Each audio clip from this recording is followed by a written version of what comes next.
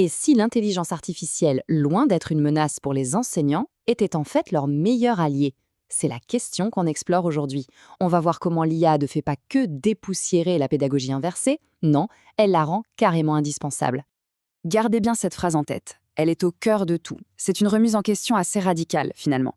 Si une machine peut faire le cours à la place du prof, alors à quoi ça sert le temps passé ensemble en classe? C'est la grande question qui nous oblige à tout repenser. Bon, et pour bien saisir l'impact de l'IA, on va commencer par un petit retour aux bases. Juste pour être sûr qu'on parle tous de la même chose, la classe inversée, c'est quoi déjà?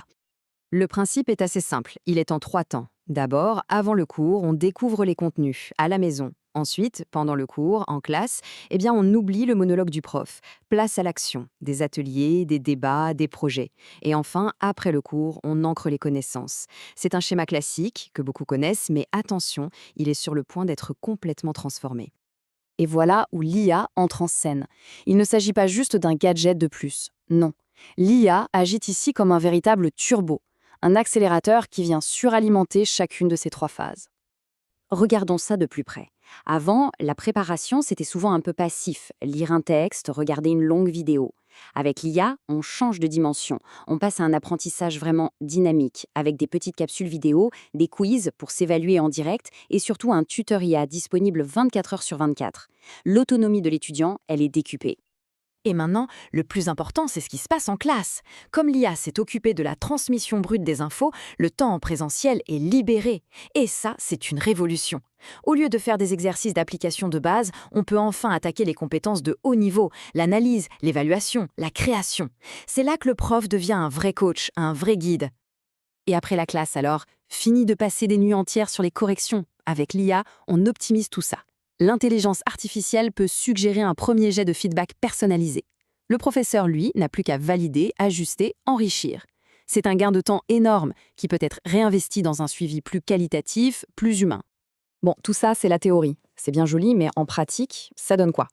Alors justement, mettons-nous en situation avec un scénario très concret pour voir comment tout ça s'articule. Imaginez un peu. Pour la phase de préparation, les étudiants utilisent un outil comme Canmigo. Chacun peut s'entraîner à son propre rythme, poser ses questions de base à l'IA.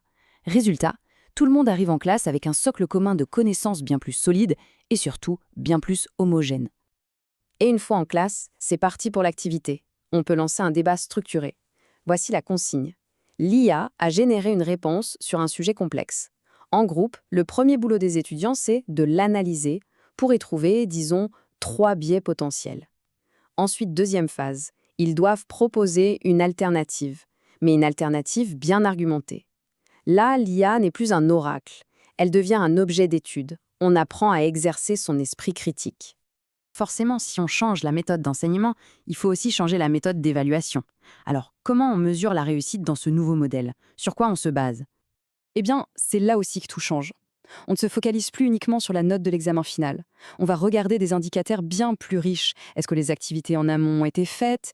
Quelle est la qualité des débats en classe? Comment les étudiants évaluent leur propre confiance? Est-ce qu'ils arrivent à argumenter? En fait, on n'évalue plus seulement ce qu'ils savent, mais ce qu'ils savent faire.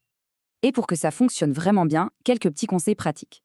D'abord, il faut des groupes à la bonne taille pour favoriser l'interaction. Et surtout, une super astuce, c'est de mettre en place des rôles tournants. Un rapporteur qui prend des notes, un sceptique ou un avocat du diable pour challenger les idées, et un synthétiseur pour résumer. Ça garantit que tout le monde participe activement. Tout ça nous amène à une dernière question, une question pour la route.